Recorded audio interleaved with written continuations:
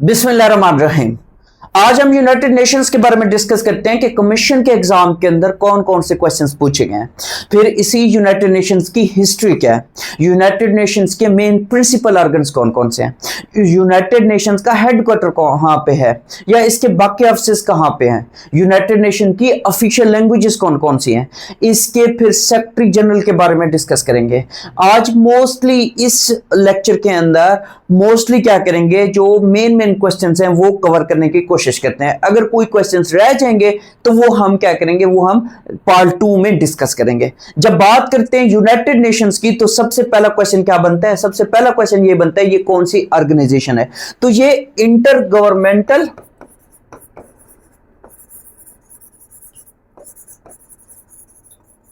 Organisation है, inter governmental organisation है।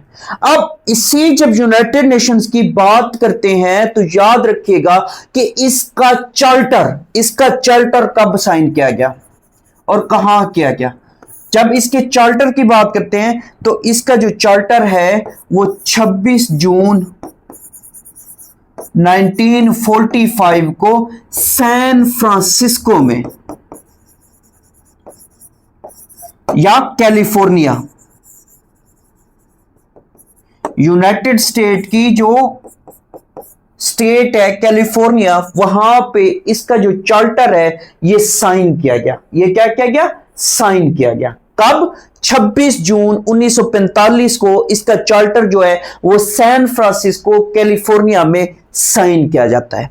और जब साइन किया जाता है तो याद रखिएगा फिर क्वेश्चन ये बनता है कि इसके चार्टर में कितने आर्टिकल्स हैं। इसके चार्टर में 111 आर्टिकल्स हैं और 19 चैप्टर्स हैं, 19 चैप्टर्स हैं। तो ये तो इसका जो चार्टर था वो साइन किया गया। अब क्वेश्चन क्या बनता है, क्वेश्चन ये बनता है कि इसके फाउंडिंग मेंबर्स कितने हैं जिन्होंने ये चार्टर साइन किया था। तो याद रखिएगा कि जब इसका चार्टर साइन किया जाता है तो उस टाइम 50 मुल्क जो होते हैं वो साइन करते हैं, लेकिन एक मुल्क ऐसा होता है जो उस टाइम साइन नहीं कर सकता या वो किसी वजह से साइन उसने नहीं किए थे, वो आगे चल के क्या करता है फिर साइन करता है। तो इसके अगर हम बात करें फाउंडिंग मेंबर्स की तो इसके फाउंडिंग मेंबर्स कितने हैं, फाउंडिंग मेंबर्स जिन्होंने ये चार्टर क्या किया था, ये चार्टर साइन किया था। तो शुरू में जब हम बात करते हैं ना जून 1945 की, जून 1945 की, तो 50 मुल्कों ने साइन किए थे। कितने साइन किए थे, 50 कंट्रीज ने इसका जो चार्टर था वो साइन किए थे। कितने मुल्कों ने, 50 मुल्कों ने। और ये 26 जून याद रखिएगा। इसके टोटल फाउंडिंग मेंबर्स जो है ना वो 51 है। असल में होता ये है कि 26 जून 1945 को 50 मुल्क जो है वो साइन करते हैं, लेकिन एक मुल्क ऐसा है जो उस टाइम साइन नहीं कर पाता। वो मुल्क कौन सा है, वो है पोलैंड। पोलैंड किसी वजह से साइन नहीं कर सकता था। यूएनओ फाउंडेड तो 24 अक्टूबर 1945 को यूएनओ वजूद में आई थी। कब आई थी, 24 अक्टूबर 1945 को यूएनओ बनाई गई। अब इसका चार्टर पहले साइन हुआ था लेकिन बाद में ये क्या हुई थी, फाउंडेड की गई थी। अब क्वेश्चन ये भी आता है कि यूएनओ डे कब मनाया जाता है। तो यूएनओ डे हर साल 24 अक्टूबर को मनाया जाता है। यह भी क्वेश्चन एग्जाम के अंदर पूछता है। फिर क्वेश्चन क्या बनता है, क्वेश्चन यह भी बनता है कि यूएनओ का जो वर्ड है वो किसने दिया। तो क्वेश्चन किस तरह से आता है, क्वेश्चन ये आता है who coined the word UNO. तो ये किसने किया था, ये फ्रैंकलिन डी रोजवेल्ट, इसने ये नाम कॉइन किया था। ये कौन था, ये यूएसए का प्रेसिडेंट था, यूएसए का सदर था। अब यहां पे क्वेश्चन क्या बनता है, क्वेश्चन ये बनता है कि यूनाइटेड नेशन की पेरेंट ऑर्गेनाइजेशन कौन सी है। तो असल में वो लीग ऑफ नेशन थी, लीग ऑफ नेशन। तो लीग ऑफ नेशन को फिर क्या किया गया, फिर यूनाइटेड नेशंस का में जम किया गया। तो पेरेंट ऑर्गेनाइजेशन जो बनती है ना यूनाइटेड नेशन की, वो कौन सी बनती है, वो लीग ऑफ नेशन बनती है। तो फिर इसी तरीके से अब हम बात करते हैं जब इसी की यूनाइटेड नेशन की, तो अब क्वेश्चन ये बनता है कि इसका हेडक्वार्टर कहां है।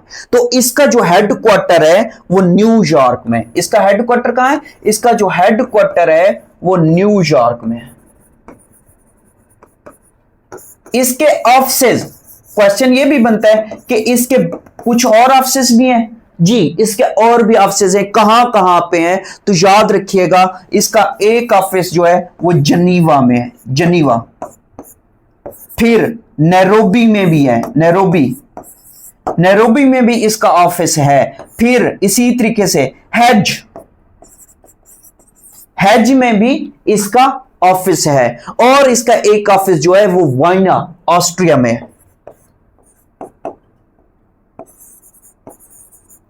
तो ये 4 ऑफिसेज इसके हैं, एक जनीवा, Switzerland, Nairobi, Kenya, hedge, Netherlands. यहां पे मैं लिख देता हूं ये स्विट्जरलैंड भी आपसे पूछ सकता है। नैरोबी कीनिया, फिर हेज नीदरलैंड्स और वाइना ऑस्ट्रिया। तो यहां पे इसके ऑफिसेज हैं, जबकि इसका हेडक्वार्टर जो है वो कहां है, इसका हेडक्वार्टर न्यूयॉर्क में है।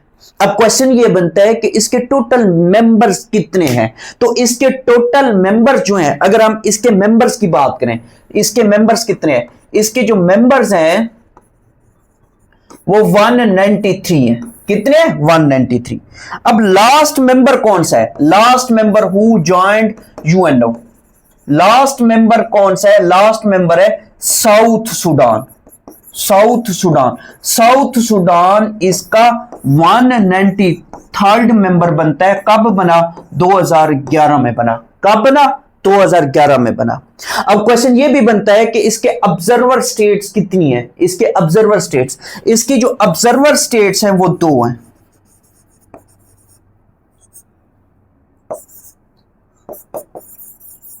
वो 2 हैं, कौन कौन सी हैं, एक वेटिकन सिटी है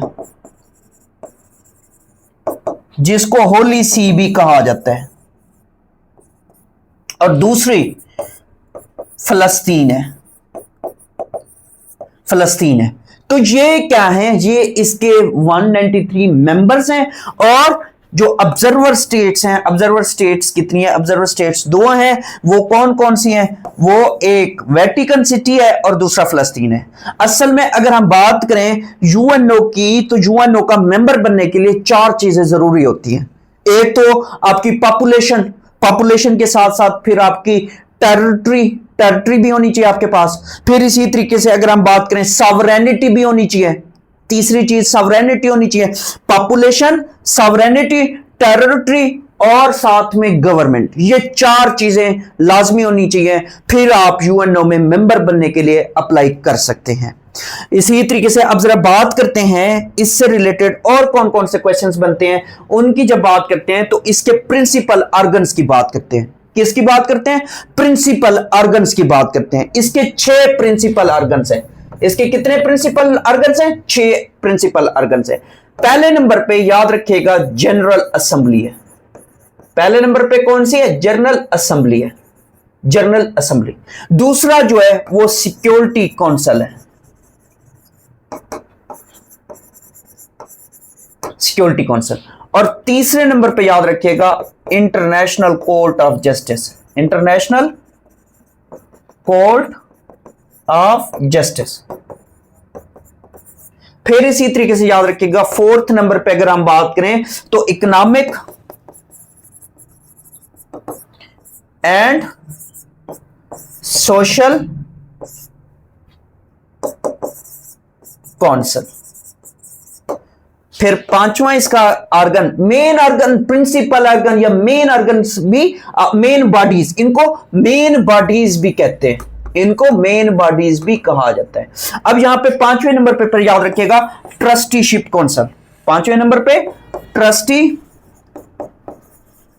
कौंसिल। अब इसका जो छठा है, अगर हम छठे नंबर की बात करें तो सेक्रेटेरिएट। सेक्रेटेरिएट जो है छठे नंबर पे सेक्रेटेरिएट, ये इसका क्या है, ये इसका छठा प्रिंसिपल ऑर्गन है। अब अगर हम बात करें इन्हीं ऑर्गन्स की, तो ये सारे के सारे 1945 में बनाए गए थे। कब? 1945 में। अब यहां पे एक क्वेश्चन और बनता है, वो क्या बनता है, अगर हम बात करें इस ट्रस्टीशिप काउंसिल की, किसकी? इस ट्रस्टीशिप काउंसिल की। ट्रस्टीशिप काउंसिल जो है ये 1994 में इसको क्या कर दिया गया, इसको सस्पेंड कर दिया गया। ये अभी तक क्या है? सस्पेंडेड है। ये अभी तक क्या है? ये अभी तक सस्पेंडेड है। और यहां पे फिर क्वेश्चन याद करने का तरीका बता रहा हूं। याद करने का तरीका क्या है कि असल में जो ये क्वेश्चन इससे रिलेटेड ये आता है कि जो ट्रस्टीशिप काउंसिल है वो कौन सा जो कंट्री है वो मेंबर बनने के बाद इसको सस्पेंड कर दिया गया, तो वो पलाऊ है। पलाऊ की जब हम बात करते हैं तो पलाऊ के बारे में याद रखिएगा। पलाऊ जो है ये नवंबर 1994 को क्या हुआ था, मेंबर बना था। तो इससे अगले महीने बाद ये क्या हो जाती है, ये सस्पेंड हो जाती है। इसके अगले महीने बाद ये क्या हो जाती है, सस्पेंड हो जाती है। अब यहां पे फिर एक क्वेश्चन ये भी बनता है इसी इंटरनेशनल कोर्ट ऑफ जस्टिस का, इसका जो हेडक्वार्टर है ना वो हेज में।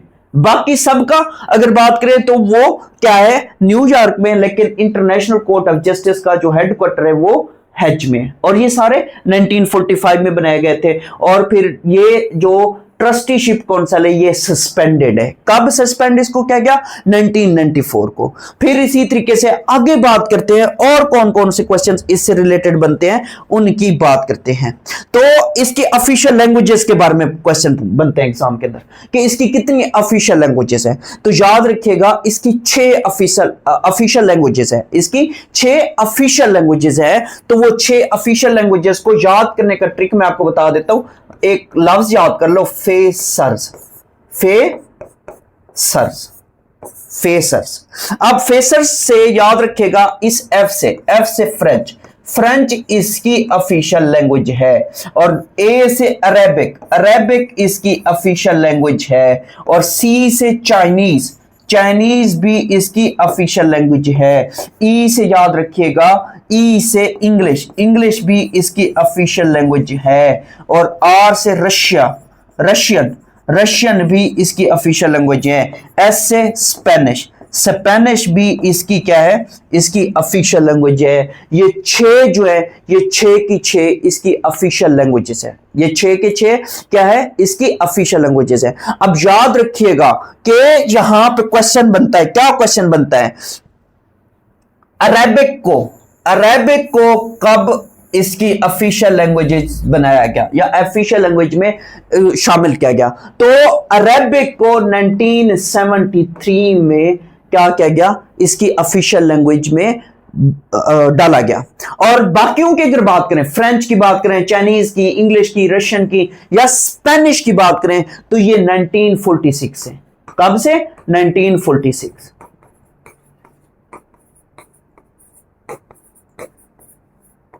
और टोटल इसकी लैंग्वेजेस कितनी है, वो 6 है। कौन कौन सी है, ये फेसर्स आपके सामने लिखा हुआ है। अब यहां पे फिर क्वेश्चन ये बनता है कि पाकिस्तान कब इसका मेंबर बना था, पाकिस्तान कब इसको ज्वाइन करता है। तो पाकिस्तान जो है, जब हम पाकिस्तान की बात करते हैं, सितंबर 1947 को पाकिस्तान क्या बना था, पाकिस्तान इसका मेंबर बना था।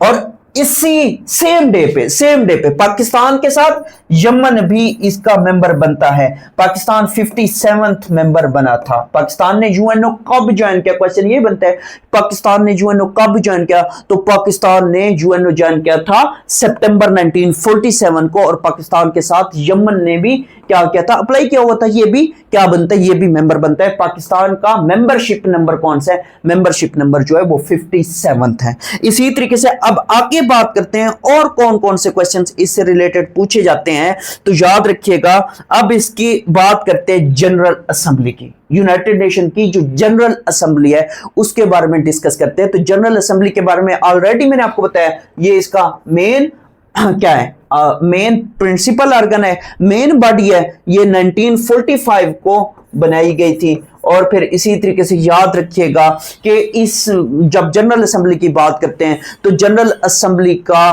क्या होता है, हर साल इजलास भी होता है, हर साल इजलास भी होता है। और इस जनरल असेंबली की जब बात करते हैं तो जनरल असेंबली का क्या होता है, जो इस इजलास की सदारत करता है वो क्या होता है, वो प्रेसिडेंट होता है। वो कौन सा होता है, वो प्रेसिडेंट होता है, सदर होता है। और ये जो प्रेसिडेंट होता है इसकी अगर हम टर्म लेंथ की बात करें, टर्म लेंथ की बात करें तो इसकी टर्म लेंथ जो होती है 1 साल के लिए होती है। कितने साल के लिए होती है, 1 साल के लिए होती है। अभी अगर बात करें 2025 की, 2025 की बात करें, अभी इसका क्या होगा, इसका अभी जो इजलास होगा वो आने वाले दिनों में होगा, तो उसकी सदारत कौन करेगा वो भी आप इसको चेक कर लें, क्योंकि पेपर में ये क्वेश्चन एग्जाम के अंदर पूछा जाता है। अब इसी तरीके से फिर याद रखिएगा, असल में जो यूनाइटेड नेशन है उसका क्या होता है, उसका सेक्रेटरी जनरल होता है। उसका क्या होता है, उसका सेक्रेटरी जनरल होता है, सेक्रेटरी जनरल होता है। ये जो सेक्रेटरी जनरल होता है, जब इसकी बात करते हैं तो ये 5 साल के लिए मुंतखब किया जाता है। इसकी जो टर्म होती है वो कितने साल के लिए होती है, वो 5 साल के लिए होती है। और इस टाइम जो करंट सेक्रेटरी जनरल है वो अंतोनियो गुतेरेस साहब हैं, तो इसके बारे में भी हम डिस्कस करते हैं। अब जरा बात करते हैं इसके सेक्रेटरी जनरल्स कौन कौन से हैं, पहला कौन सा था, फिर इसी तरीके से इनसे रिलेटेड क्वेश्चंस कौन से बनते हैं वो सारा डिस्कस करते हैं। अब इसके सेक्रेटरी जनरल्स की बात करते हैं तो सबसे पहला था ट्राइगेव लाई। तो ये कहां से ताल्लुक रखता था, ये नॉर्वे से ताल्लुक रखता था। ये first secretary general of UNO है, इसके बारे में सिर्फ इतना याद रखना है। फिर दूसरा जो था, दूसरा सेक्रेटरी जनरल जो है वो डैग हैमर्सजोल्ड था, डैग हैमर्सजोल्ड था। इसका ताल्लुक कहां से था, इसका ताल्लुक स्वीडन से था, इसका ताल्लुक स्वीडन से था। अब क्वेश्चन ये बनता है, ये जो सेक्रेटरी जनरल था इसकी जो डेथ है वो प्लेन क्रैश में होती है। तो ये क्वेश्चन भी एग्जाम के अंदर पूछता है कि कौन सा ऐसा सेक्रेटरी जनरल है जिसकी डेथ प्लेन क्रैश में हुई। तो ये जा रहा था तो प्लेन क्रैश होता है, प्लेन हवाई जहाज को हादसा होता है तो इसकी डेथ हो जाती है। तो ये भी क्वेश्चन एग्जाम के अंदर बनता है। फिर इसी तरीके से दूसरा हो गया, डॉग के बारे में आपको पता चल गया। अब तीसरे नंबर पे जो सेक्रेटरी जनरल है यूएनओ का वो यू थैंट था। यू थैंट का ताल्लुक जो था वो बर्मा से था, या म्यांमार देगा पेपर में, क्योंकि बर्मा ने अपना नाम जो है वो बाद में चेंज किया था जो आजकल म्यांमार है। अब इसके बारे में क्या क्वेश्चन बनता है, इसके बारे में क्वेश्चन ये बनता है, ये फर्स्ट एशियन सेक्रेटरी जनरल था जो कि यूएनओ का था, यानी कि एशिया से ये पहला वो शख्स है जो यूएनओ का सेक्रेटरी जनरल बनता है। फिर इसी तरीके से फोर्थ नंबर पे अगर बात करें तो वो कुर्ट वल्डहिम था, जिसका ताल्लुक ऑस्ट्रिया से है, जिसका ताल्लुक ऑस्ट्रिया से है। और 5वें नंबर पे हम बात करें तो जेवियर प्रीज डी कूलर थे, जिनका ताल्लुक पेरू से है। पेरू की अगर बात करें ना तो ये साउथ अमेरिका में आता है कंट्री, तो ये साउथ अमेरिका का मुल्क है।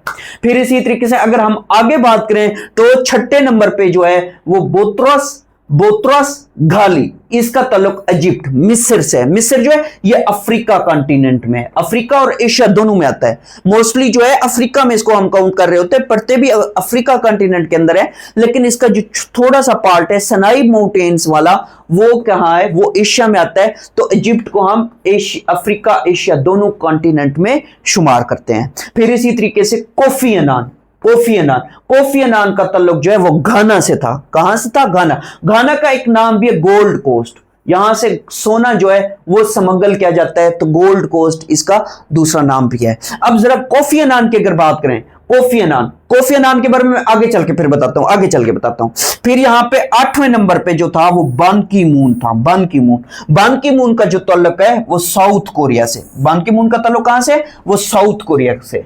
और फिर 9th नंबर पे ये जो करंट है, मौजूदा, ये अंतोनियो गुतेरेस है। अंतोनियो गुतेरेस का ताल्लुक कहां से? पुर्तगाल से। पुर्तगाल से। ये इनकी सेकंड टर्म है। ये इनकी कौन सी टर्म है? सेकंड टर्म है। ये 2017 में पहली मर्तबा बने थे और ये टिल प्रेजेंट।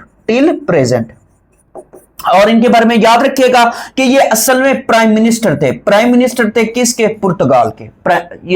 यूएनओ के सेक्रेटरी जनरल बनने से पहले ये पुर्तगाल के क्या थे? पुर्तगाल के प्राइम मिनिस्टर भी थे। अब जरा बात करते हैं कोफी अन्नान की। कोफी अन्नान के बारे में क्वेश्चन एग्जाम के अंदर लाजमी पूछता है। कोफी अन्नान के बारे में एग्जाम के अंदर लाजमी क्वेश्चन पूछता है। वो क्या क्वेश्चन पूछता है? कोफी अन्नान की जब बात करते हैं, कोफी अन्नान एक तो याद रखिएगा ये 7th सेक्रेटरी जनरल था यूएनओ का। कब से कब तक? क्वेश्चन फिर ये पूछता है कब से कब तक था, तो ये 1997 से लेके 2006 तक। और ये फर्स्ट सेक्रेटरी जनरल था यूएनओ का फ्रॉम रैंकर्स स्टाफ। अब ये रैंकर स्टाफ क्या होता है? रैंकर स्टाफ ये होते हैं वो शख्स जो उस इदारे में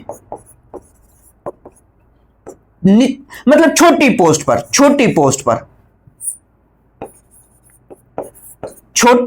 पर काम करते हैं और फिर तरक्की कर करके उसका हेड बन जाता है, उसका सेक्रेटरी जनरल बन जाते हैं। तो रैंकर स्टाफ ये था Kofi Annan. Kofi Annan ranker staff था। इसी यूनाइटेड नेशन में पहले काम करता था, फिर तरक्की करते सेक्रेटरी जनरल बन जाता है। तो इसी वजह से ये first secretary general of UNO from ranker staff बनता है। इसके बारे में ये क्वेश्चन एग्जाम के अंदर पूछा जाता है। फिर जब कोफी अन्नान की बात करते हैं तो कोफी अन्नान को 2001 में नोबेल पीस प्राइज दिया गया। ये क्वेश्चन भी एग्जाम के अंदर पूछ रहा होता है। फिर इसी कोफी अन्नान की जब बात करते हैं तो अगस्त 2018 में इसकी डेथ है। तो ये भी क्वेश्चन एग्जाम के अंदर पूछा गया है। नेक्स्ट क्वेश्चन की बात करते हैं और हमारे पास इससे रिलेटेड कौन कौन से क्वेश्चंस बनते हैं उनको डिस्कस करते हैं। तो याद रखिएगा, अब जरा बात करते हैं यूनाइटेड नेशंस के सिक्योरिटी काउंसिल की। जब यूनाइटेड नेशन के सिक्योरिटी काउंसिल की बात करते हैं तो याद रखिएगा इसके टोटल 15 मेंबर्स हैं। इन जब 15 मेंबर्स की बात करते हैं तो यहां पे 5 मेंबर्स जो हैं वो परमानेंट हैं और जो 10 हैं वो नॉन परमानेंट है। इन 10 नॉन परमानेंट की अगर बात करें तो ये 2 साल के लिए होते हैं। 2 साल के बाद फिर चेंज कर दिए जाते हैं। इन 10 परमानेंट मेंबर्स में करंट अगर बात करूं, करंट आज की डेट की बात करूं तो पाकिस्तान भी इसका एक नॉन परमानेंट मेंबर है। और लास्ट मंथ जब हम जुलाई की बात करते हैं, जुलाई 2025 में पाकिस्तान इसे सिक्योरिटी काउंसिल का प्रेसिडेंट भी बना है। अब इनकी जब 5 परमानेंट मेंबर्स की बात करते हैं, ये तो लाइफ टाइम है। 5 परमानेंट मेंबर्स जो हैं ये लाइफ टाइम है। पहली बात ये है कौन कौन से, इनको याद करो कर्फ्यू से। कर्फ्यू। सी से चाइना इसका परमानेंट मेंबर है। यू से यूके इसका परमानेंट मेंबर है। आर से रशिया इनका परमानेंट मेंबर है। एफ से फ्रांस इनका परमानेंट मेंबर है। यू से यूएस यूनाइटेड स्टेट भी इसका परमानेंट मेंबर है। और याद रखिएगा कि ये जो परमानेंट मेंबर हैं ये लाइफ टाइम के लिए हैं। और इनके पास क्या है, इन 5 के पास वीटो पावर है।